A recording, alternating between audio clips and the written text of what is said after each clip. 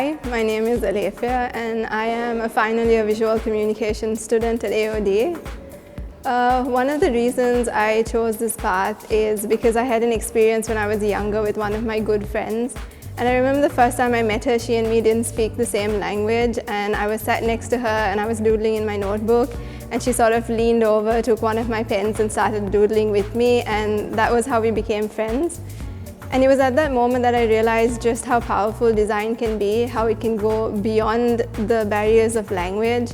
And that sparked my interest in graphic design, and I chose to do visual communication. It's my dream to communicate and build connections with people, traversing the boundaries of language and so many other limitations. And it's something I'm really passionate about. So for my final year, when I was choosing my final major project, I wanted it to be something that I was equally passionate about, which is the ocean.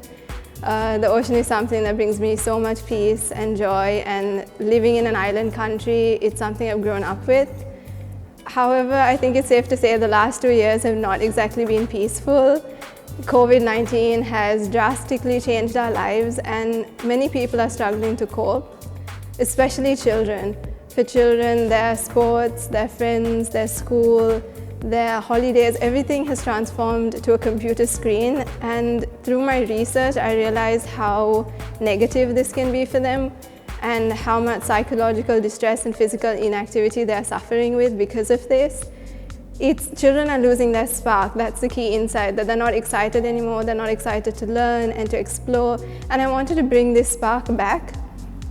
So I decided to do it with surfing in the ocean. Surfing is an informal lifestyle sport, and unlike traditional sports, it does not have strict rules and regulations. It does not involve competing against anyone. When you surf, you learn the skills and the techniques, and then you go out there and you have fun, you express yourself, and you just do what you want while also getting the benefits of exercise. And in addition to that, the ocean has so many benefits in terms of calming you down, on relaxing and rejuvenating your body, as well as it can be really therapeutic. So my solution was to create an environment for positive youth development using surfing in the ocean, where children can come and get excited again, but also learn to deal with the ups and downs of life. My concept for the project is an island state of mind. And this, it's in respective to the surface of the ocean, which can be rough and noisy, and there's this constant stream of waves. But the moment you go underwater, the moment you're there in that moment, everything else sort of ceases to exist, and the only thing you can hear is the sound of your own heart beating. And it's so calming, and that's what an island state of mind refers to, helping people go through the rough and the smooth. But every time one of life's waves knock you down and you fall underwater, you reconnect with yourself and get back on the board, and that is the concept of my project. Mindwave Surf School is a surf school that is dedicated to the physical and mental well-being of children. And for the visuals of my project, when I did my research and I went out to the beach, one thing I noticed was the overload of senses, from the warm and the cold, the rough sand, the smooth water, the smells, the sights. There was so much stimulation, and that's what really reconnected you to the world and to the world outside and to yourself. So with the visuals of my brand and the entire experience of Mind Waves, I aim to stimulate the 6 senses, the 5 senses and the mind, which is the 6th sense. Which brings me to my key deliverable, which is a multi-sensory ocean experience box. The box will be given to all students. It's a part of the launch campaign, and it will be given to all students who enroll in the school. The purpose of the box is to understand that we are still in COVID-19. We are still in a cycle of lockdowns. So the challenge was, how do I bring this ocean experience to their homes where they can still experience it and benefit from it when they are stuck indoors? So the box has been carefully curated with separate items, and each item stimulates one of the senses. So just going through them, as soon as you open the box, it is filled with a layer of kinetic sand with all the other items on it, and immediately this creates the visual of being at the ocean. You're sitting there on the beach with all your stuff scattered around, and the sense of touch is stimulated with the sand. It also has really great ASMR qualities. Then there is a scented wristband which stimulates your sense of smell, but also it helps to sort of get the children in the surfer vibe, make them really look the part. The box also contains coconut flavored crisps. This is because when children study, they have a tendency to eat and snack a lot, and this can be very unhealthy. So we gave them coconuts, which really gets you in the feeling of the ocean, but is also a very healthy alternative for their physical well-being. The box also contains a link to a Spotify playlist, which is a composition of ocean sounds and ocean music. And children nowadays, when they're studying, they tend to watch Study With Me videos or listen to Study With Me music. And what better way to get into the island state of mind than to work while listening to the sounds of the ocean itself. The box also has a conch shell headphone, which I think we can all relate to. We've all gone to the beach and picked up a shell and held it to our ears to try and listen to the ocean sounds. So I designed this headphone which sort of lets you hear the ocean and listen to your Spotify playlist while also stimulating your sense of sight and touch, and creates an experience all on its own.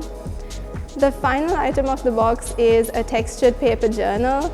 And the purpose of this journal is that some pages are rough, some are smooth, some are bright and colorful, some are dull. It's to help children really understand that not every day is the same. Some days are difficult, some days are great, but you stay mindful through it and you connect with yourself and you get through every day, and this stimulates the final sense, which is the mind. And this is a box that they all get when they enroll in the school.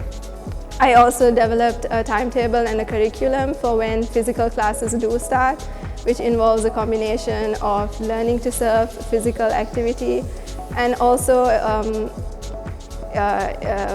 enforcing the importance of learning through theory classes, and finally one class which is dedicated to mindfulness and giving the children a chance to express themselves. Thank you.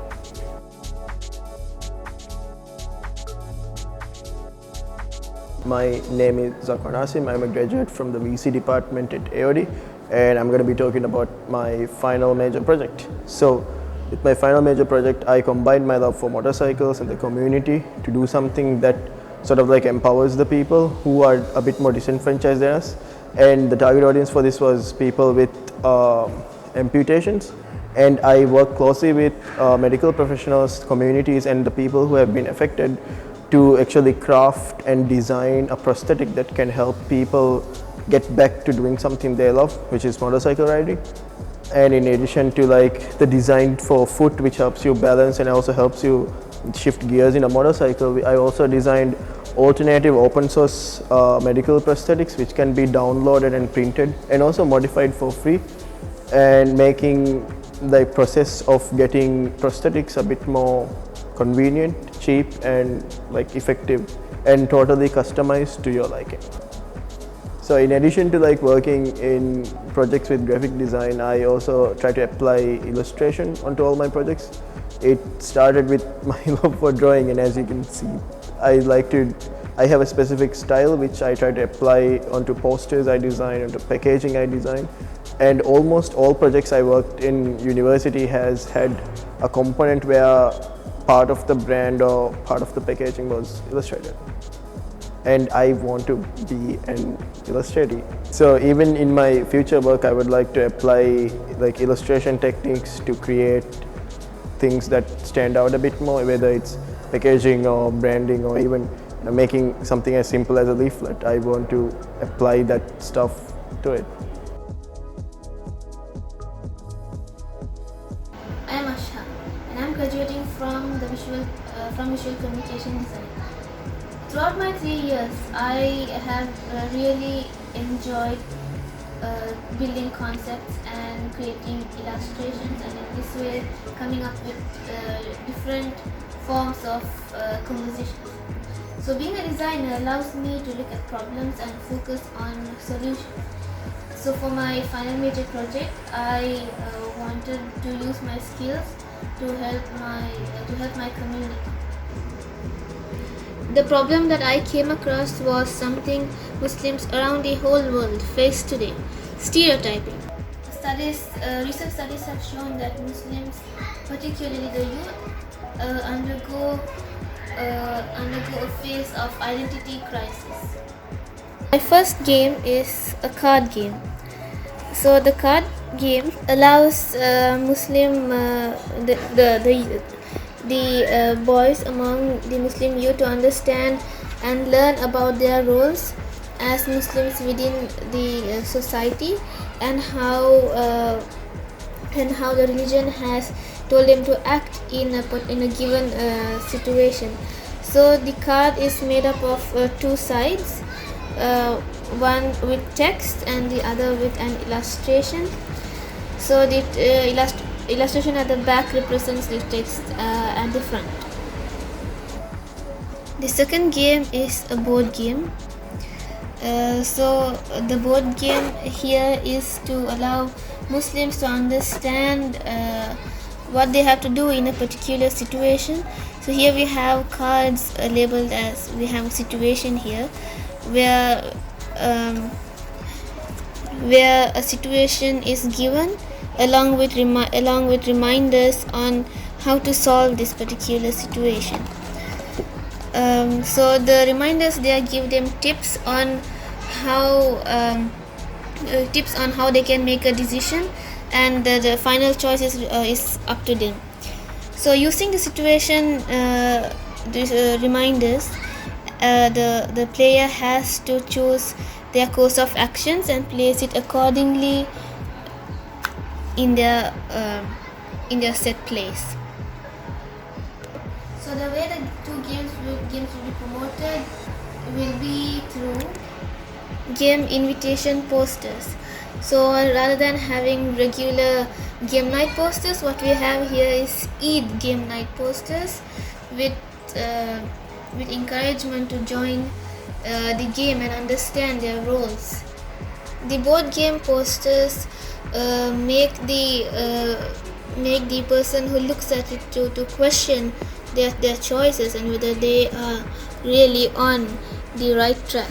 One of my games are to encourage the Muslim youth to think about a big change in the Muslim community starting today onwards. Hi, I'm Liv, and I'm a final year visual communication student at AOD. And usually the projects that I tackle are somewhat very fun and cheery, but I wanted to address something actually quite more serious and something that I don't really, want to challenge myself and trying to figure out something that I don't really go for. And the problem that I encountered is something that I thought that actually goes kind of on, it's a problem that's actually quite out there, but this sort of audience that I'm speaking to and I'm speaking about, I feel like goes unnoticed. And the problem that I'm trying to solve, well, at least take a step towards solving, is domestic abuse and how it affects children in Sri Lanka. And this could be children who are actually primarily going through it, or it could be them being just like a third party watching it happen.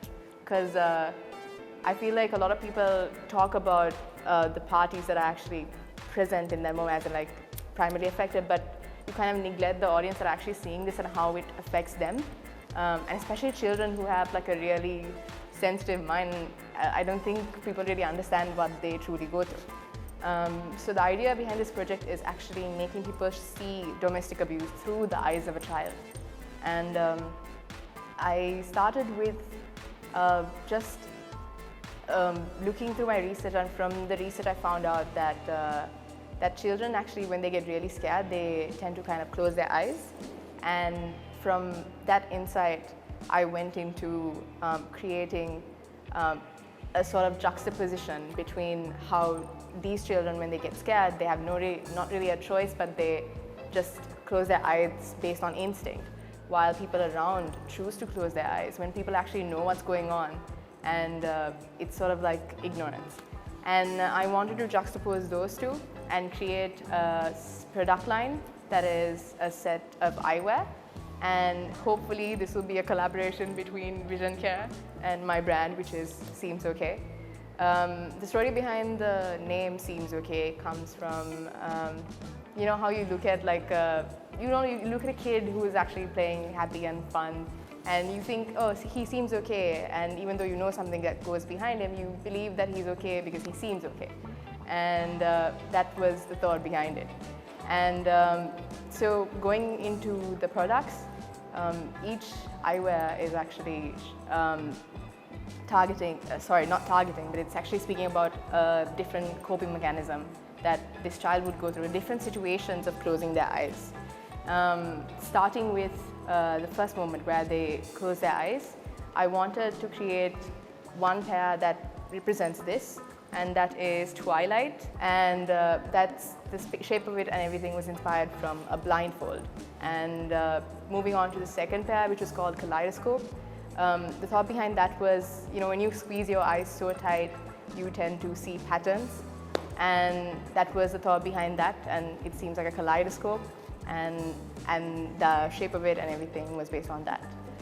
The third pair was called Silverline, and this was when these children sort of open their eyes slightly to see if everything's okay, you know. And the fourth pair is actually called Delicate, and this is when, you know, you finally hold it in so much and you can't really anymore, and then they let it go. And that's a moment where they sort of cry and let it out. And the third pair is them finally getting the courage and actually interrupting.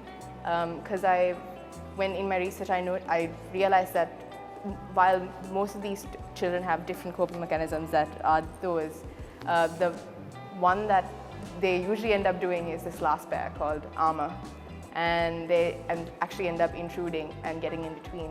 And the shape of it was actually inspired from like military glasses and glasses that actually used to protect. And that was the idea behind the whole project. What my intention at the end of this all is to get people to actually be aware of it, take notice of it. The people who I want people to wear this, obviously the kids wouldn't be the ones wearing this, it would be adults, millennials maybe, and for them to kind of represent these kids, because these are the people who are the most vulnerable in these situations because they don't really have anyone to ask for help. They can't really go off on their own because they're too young, or they can't really support themselves either, and they can't ask for help because they're under the care of these parents or guardians. So I want others to actually stand up for them, and that's what's behind this project. People actually taking a stand for those who can't. So the point of this project at the end of the day is to get people to be aware, more aware. I know we are already aware of this kind of problem. So the whole point of this project is to actually make people aware about this problem and aware about the audience that goes unnoticed, because these kids are usually the ones who are most vulnerable in situations like this, and people tend to kind of think that they seem okay and then kind of let it go.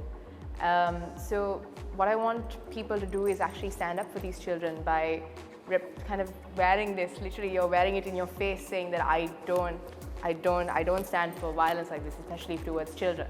The whole point of this project is to actually get people to pay attention to a problem that they actually think that that seems okay, and because of that they kind of let it go unseen.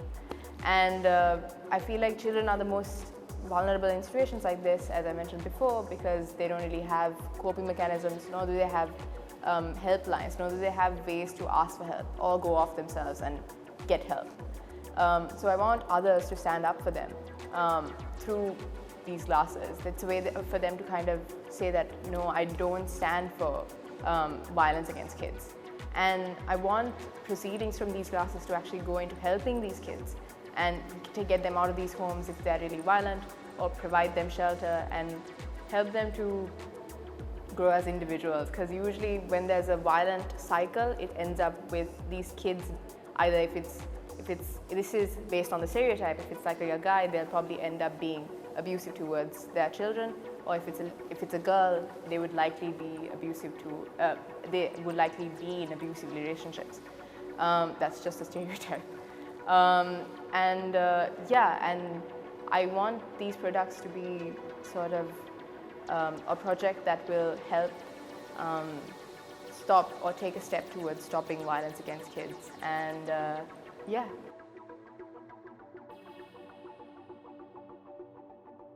And I'm from VCL6. Before I go into my project, I would like to talk about a little bit about myself. I'm from Maldives and I traveled across Sri Lanka for my higher studies and pursue a career. And as I was a child, I was keen on learning something new, something different. As I grew up, I was fascinated by art and the concept of art, and with that, I chose the path of design. When I got here, I learned different aspects of design and what I can do with that further. And I learned how important is it for us to tackle all these problems as well. And as for my project is related about blindness, and blindness is important because most of the people who experience blindness, it is a setback for them, and they are somehow reluctant as well when they experience such things in such society as well. So that's why I wanted to tackle this problem as well. My concept is blindness for children, as I have experience working with kids, and most of the kids and all these kids, they're mostly comfortable with pictures and how they'll interpret with pictures, and this is what my project is all about: a tactile picture book for the young visually impaired children. The tactile picture book consists of Braille, and it is the main component of blindness and how Braille is the most important component in the tactile picture book, and that is how these visually impaired children will use this book. And this book uses the picture and the Braille for them to understand what the story is behind it. This tactile picture book also includes a very important thing. It uses an animal because these children are usually comfortable and with such animals, and it also helps them to relate and understand what they are going through. I just want to make them feel accepted and confident about who they are, and this is all what I want in my project.